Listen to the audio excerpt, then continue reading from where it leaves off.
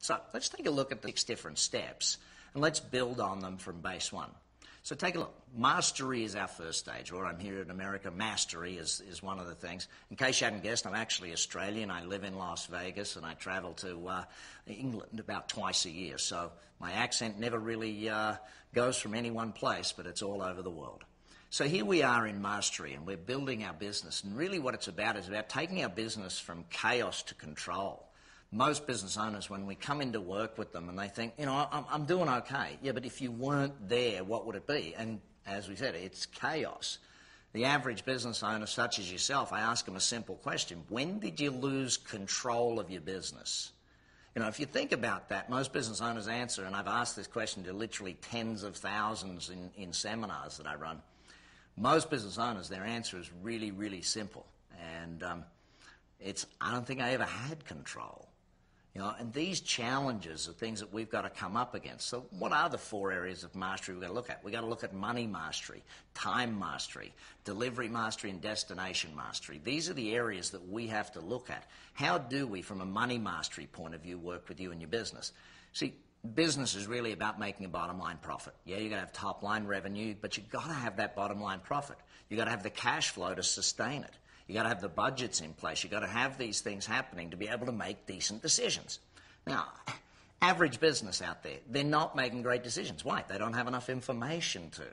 Also in money mastery, not only do we need to report the information, but we also have to understand how we get to a profitability. What is your break-even point each day? How much money do you need to put in the bank on a day-to-day basis before you've actually broken square for the day? How many months a year do you have to work before you've actually paid for the tax bill for the year? All of these different things that you need to look at. And what is the maximum utilization, the most money you can make in this business right here, right now?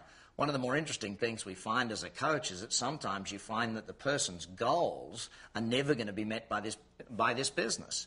If the business can't get there, then what's the use of doing it that way? So here in Mastery, we then look at the time mastery, specifically for you as the owner in most cases.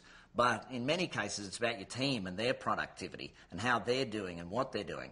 See, most business owners, I find, are saving a wage and costing themselves a fortune. Let me explain what I mean by that. See, if I owned a business and I'm out there doing the work every single day, let's say I'm a butcher and I'm cutting meat all day. Let's say I'm in a retail store and I'm standing behind the counter guarding the cash register all day.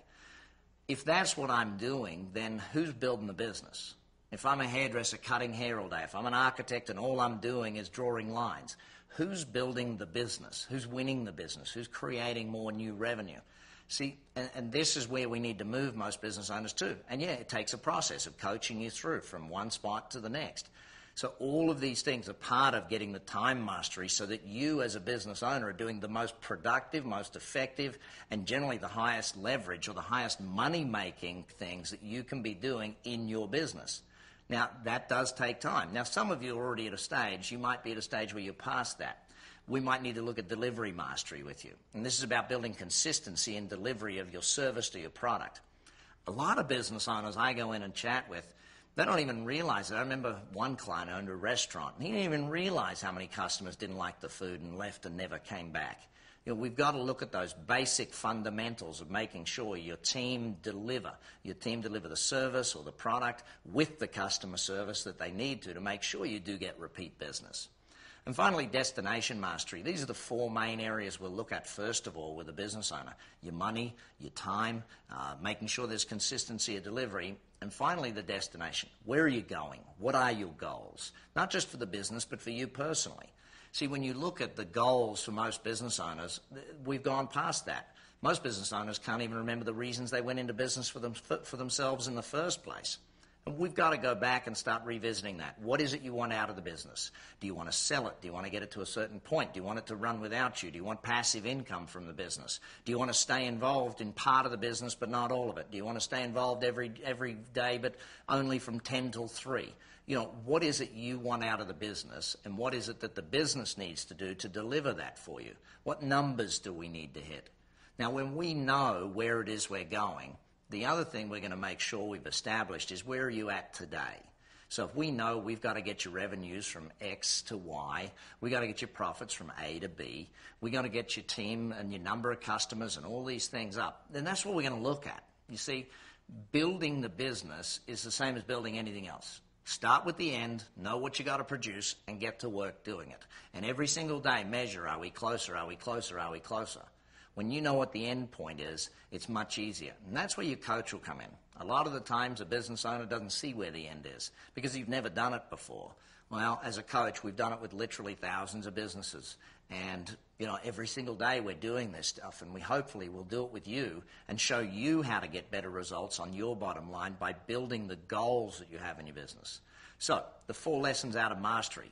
Number 1, know the money situation. You've got to know your numbers down pat if you want to build a good, solid growth, profitable business.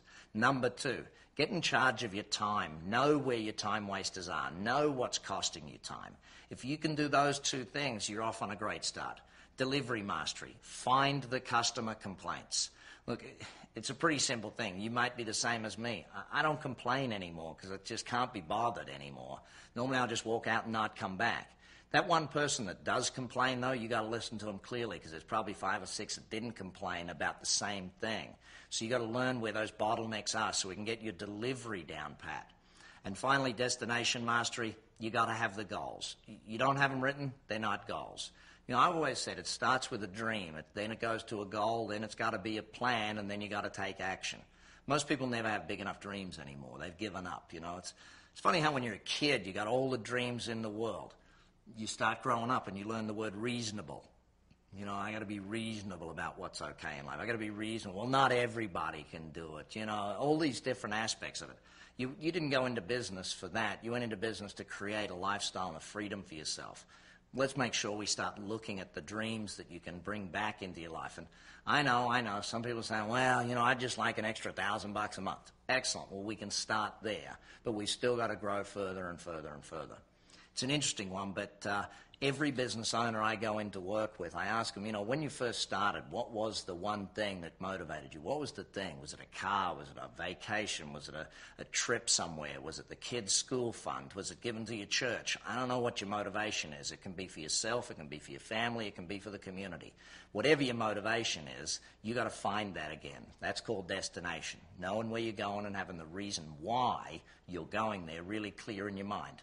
It's amazing how when you get clear on why you're doing something, how fast you can get it done. As soon as we've done those basic areas, your business is now no longer in chaos. It's starting to be under control. You're making good decisions. You're not working ridiculously long hours in the business. And there's got to be a difference. You've got to understand the difference between in your business and on your business. See, working in the business is, doing the haircuts. Working in your business is writing the architectural plans for one of your clients. Working on the business is developing the systems for the team to work by, training your team, recruiting better people, developing sales, developing marketing strategies. That's on, not in. So let's go to